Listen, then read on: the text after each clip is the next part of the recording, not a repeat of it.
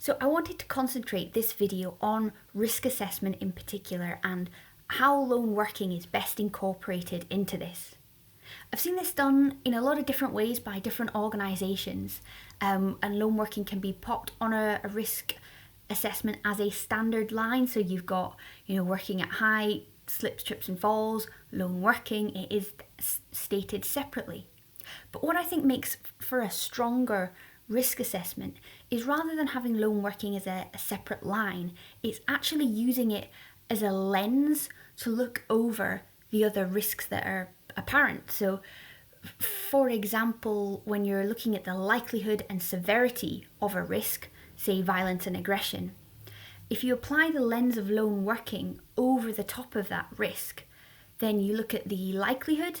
Well, if somebody's lone working, they're probably more likely to be attacked than if they're by themselves and if they're with a large group of people.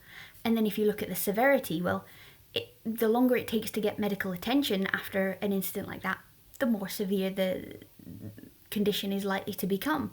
So absolutely, as a lens, lone working can help in assessing what the true likelihood and severity is.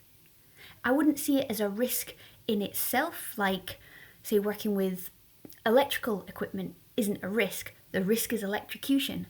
So the risk with lone working is actually all the other risks that you've got on your risk assessment, but lone working just applies that lens. For example, if you're working from height, the likelihood probably isn't affected whether you're working alone or not, but the severity absolutely is the longer it takes to get medical assistance. So it gives a really good way of assessing the risks that are already there.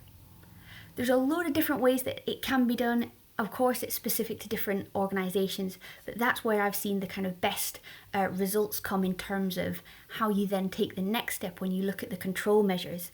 And then it doesn't matter that it's called a lone working solution. The control measure is, well, if somebody is at risk and needs to call for help immediately, whether it's a lone worker solution or not, you're giving them a panic alarm for that, or a way to summon assistance.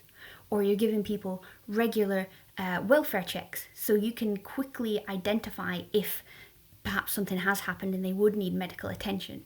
So it doesn't have to be a lone working solution for a lone worker. It's actually about assessing the risks and then how lone working can affect that, and then how a lone worker solution can mitigate those risks where it's appropriate.